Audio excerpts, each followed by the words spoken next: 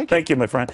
In the meantime, after the hack attack, the legal attack, now 2 lawsuits claiming Sony failed to keep their private info safe. I'm not talking about the big actors and actresses here.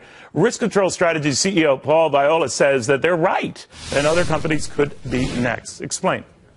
Yeah, hi, Neil. Yeah, absolutely. There's no question about that. I think, the problem that we're seeing right now is this epiphany people are getting about how vulnerable we are from the corporate side. I mean, this isn't just a Sony thing. I mean, this is clearly that entire industry. So it's not just look out Sony. Well, look what at are they anybody. upset about? That they're next, that their emails are exposed? Or I think, the bottom line is that there's a much higher level of expectancy with respect to privacy.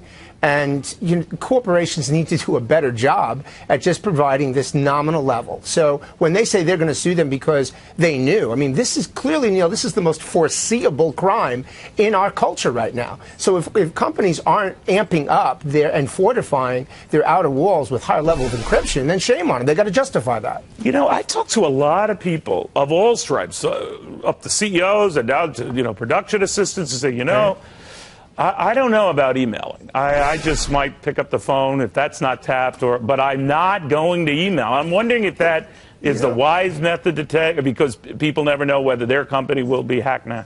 You know what, Neil, the bottom line is that if you don't want everyone to read it, then don't put it in an email. And, that's really the bottom line there. But the point to make, though, and this is very important. But that would make all emails very innocuous and vanilla. Listen, right? I mean, some of them you like to spice it up. You should hear the things I say about the other anchors here. Exactly. I could only imagine. Right, please. But well, they started because they emailed. But go ahead. But that's because you're such a good guy. That's why.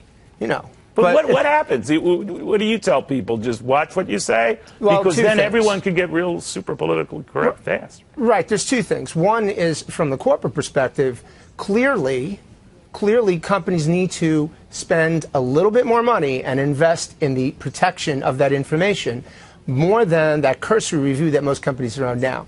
Second is the person, the individual. Unless they're really completely sure that their companies are protecting that information the way they should, don't put it in writing. It's that simple. Wow. Paul, it's a weird world, but I mean, you were ahead of it. I appreciate that. You're not kidding. Thank you very much. Well, Always meanwhile...